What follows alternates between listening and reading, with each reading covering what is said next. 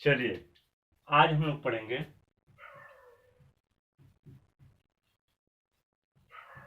Nature of social psychology.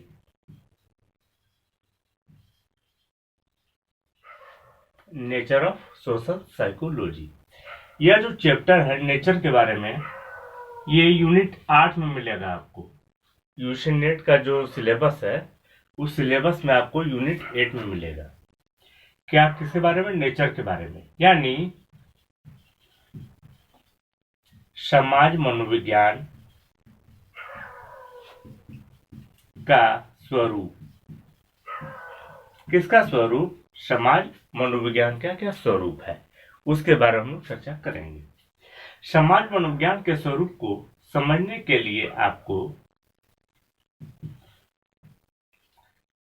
शुद्ध मनोविज्ञान, कौन सा मनोविज्ञान? शुद्ध मनोविज्ञान समझना होगा, यानी प्योर साइकोलॉजी। प्योर साइकोलॉजी समझना होगा। जब हम लोग बात कर रहे हैं कि समाज मनोविज्ञान के स्वरूप के बारे में, उसमें प्योर साइकोलॉजी का क्या काम है, यानी शुद्ध मनोविज्ञान का क्या काम है। तो समाज मनोविज्ञान जो है, यानी नेचर ऑफ साइकोलॉजी जो है, सोशल साइकोलॉजी जो है, ये शुद्ध मनोविज्ञान का शाखा है। क्या है वो? शुद्ध मनोविज्ञान का शाखा है। कौन? ये समाज मनोविज्ञान। ठीक है, अब हम लोग शाखा क्यों कहते हैं उस पर भी आएंगे।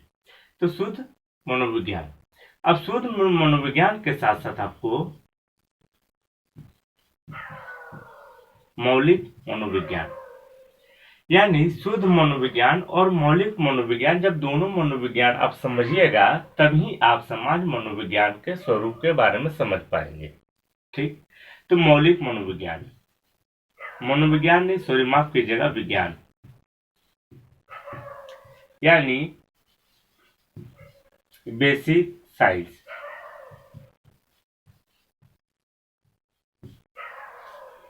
किसके बारे में? Basic science.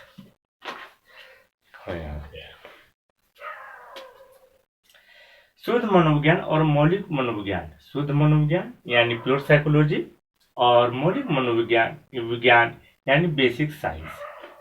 इन दोनों को जब हम समझ लेंगे तब हम समझ पाएंगे समाज मनोविज्ञान के स्वरूप के बारे में।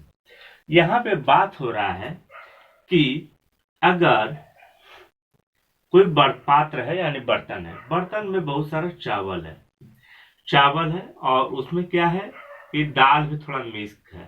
ठीक है, दाल।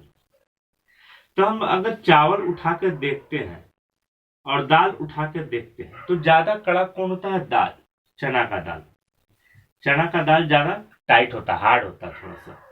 उस हार्डनेस को अगर हम देखते हैं थोड़ा देर बाद या 30 मिनट बाद, आफ्टर 30 मिनट देखते हैं कि ये जो है ना पक गया है, यानी जिसको हम लोग बोलते हैं इंग्लिश में सींच गया है। ठीक है, जब ये सींच गया है तो ऑटोमेटिक है कि चावल भी क्या हो गया होगा?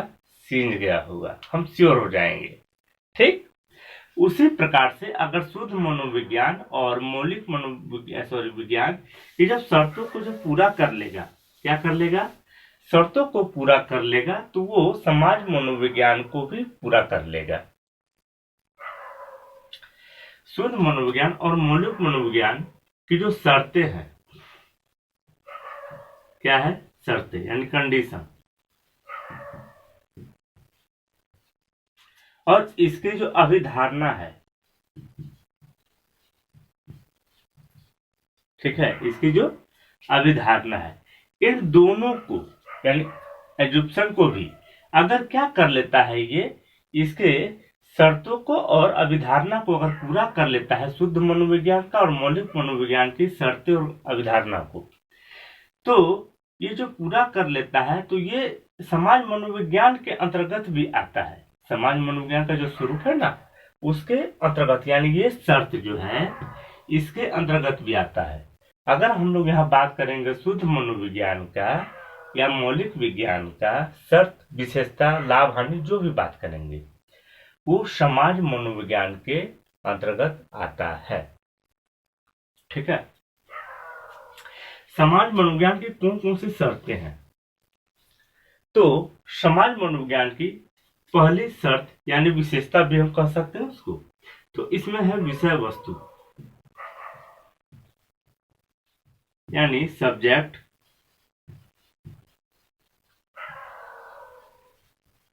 और मैटर।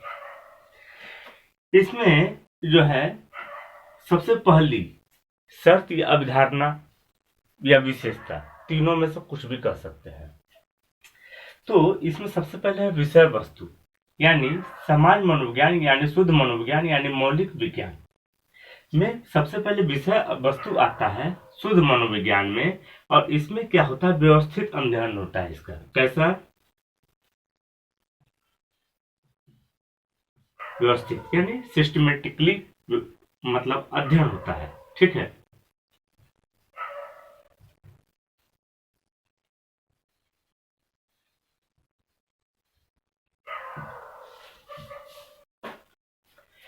इसका जो अध्ययन होता है वो सिस्टम के द्वारा होता है, सिस्टमेटिकली होता है, व्यवस्थित अध्ययन होता है। और जब इसका अध्ययन जब व्यवस्थित होगा, इसका मतलब इसका क्या होगा, इसका लेबोरेटरी में जो है प्रयोग होगा। कहाँ? लेबोरेटरी में। क्या होगा? प्रयोग। कहाँ पे प्रयोग होगा? लेबोरेटरी में। और कहाँ पे प्रयोग होगा? क्षेत्र में, क्षेत्र प्रयोग। यानी फिर प्रयोग होगा, एक्सपेरिमेंट, और क्षेत्र अध्ययन भी होगा यानी फील्ड स्टडी। ये जो व्यवस्थित अध्ययन होगा, इसमें जो विषय वस्तु प्राप्त होते हैं, पहली शर्त या कंडीशन या अवधारणा यानी एजुप्शन।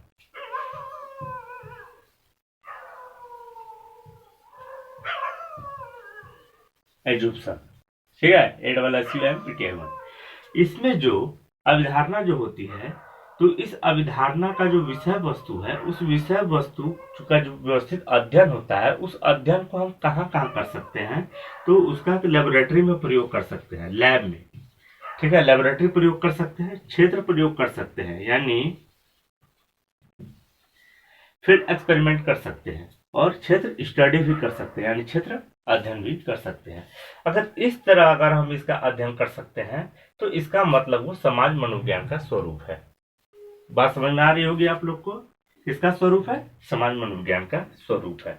अगर इस तरह होता है तो जब ये पहला शर्त हो गया, तो हम लोग बात करेंगे दूसरा शर्त। इसमें दूसरा शर्त क्या है?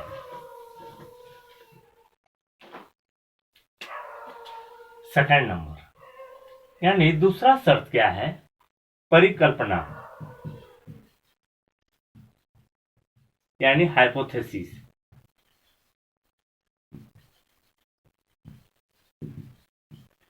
क्या है?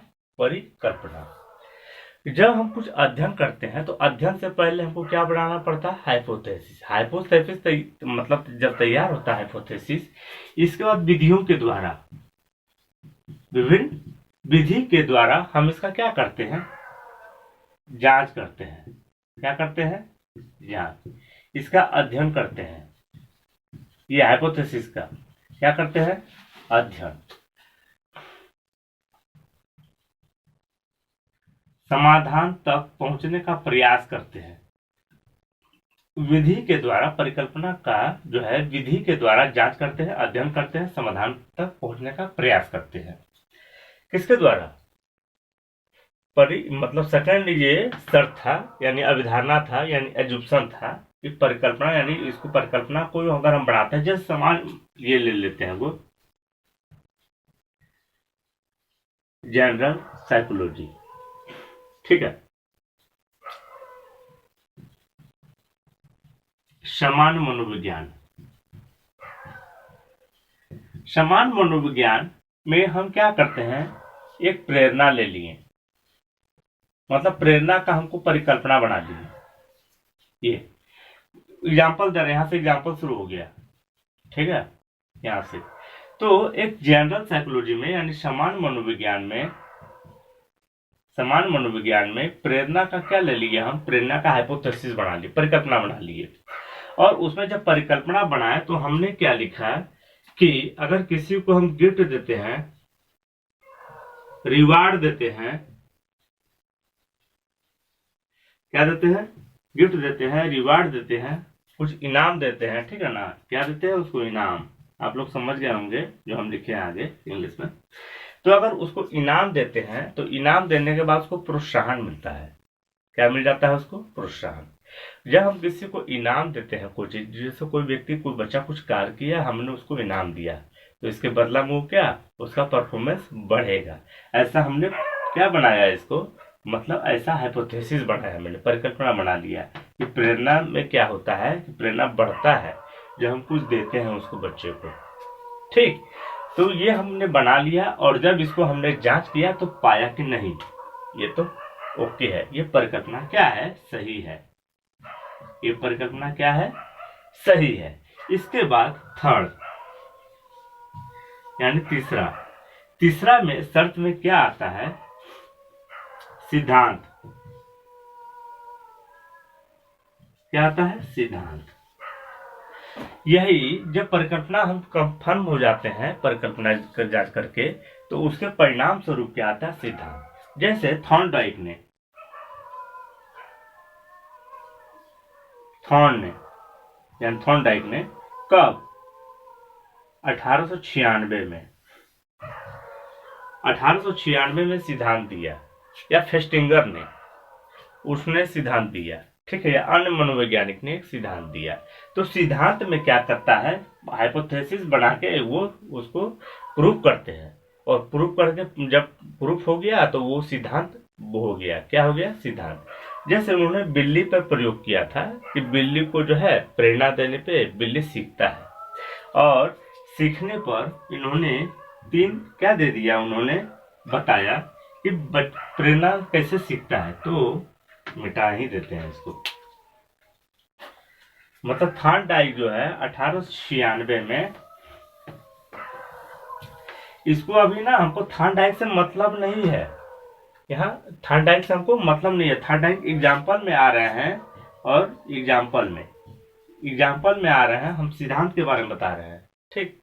तो थॉर्नडाइक ने क्या किया था, 1896 में एक बिल्ली के द्वारा कहा कि, मतलब उन्होंने अध्ययन किया और बोला कि सीखना जो होता है, सीखना वो किस पर निर्भर है, तो अभ्यास पर निर्भर है। किस पर निर्भर है, अभ्यास पे। किसने कहा, थॉर्नडाइक ने कहा। कब कहा, 1896 में कहा। क्या कहा कि अभ्यास पे निर्भर है।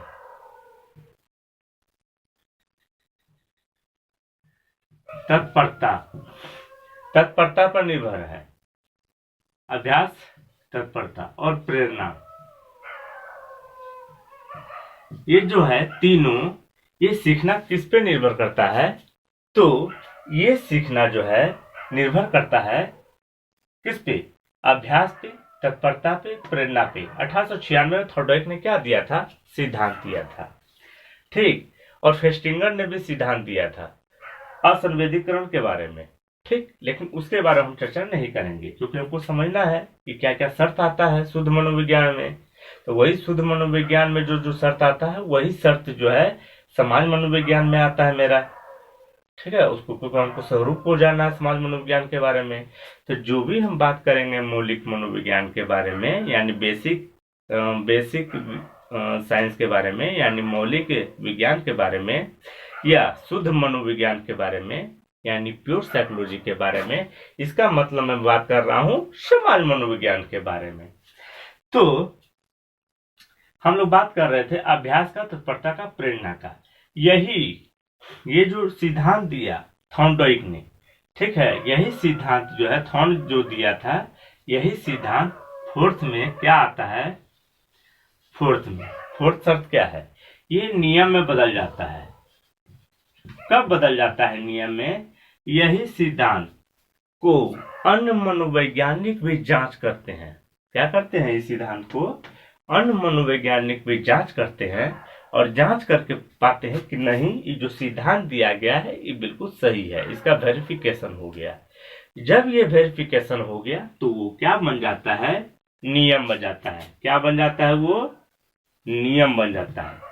तब इस नियम को जैसे थॉर्नडाइक ने बना दिया, सिद्धांत तो दे दिया कि अभ्यास का, तत्परता का, प्रेरणा का, लेकिन जब कंफर्म हो गया, ठीक है, अन्य मनोवैज्ञानिक ने वेरिफिकेशन कर दिया, तब इन्होंने क्या कहा कि लॉ ऑफ एक्सरसाइज,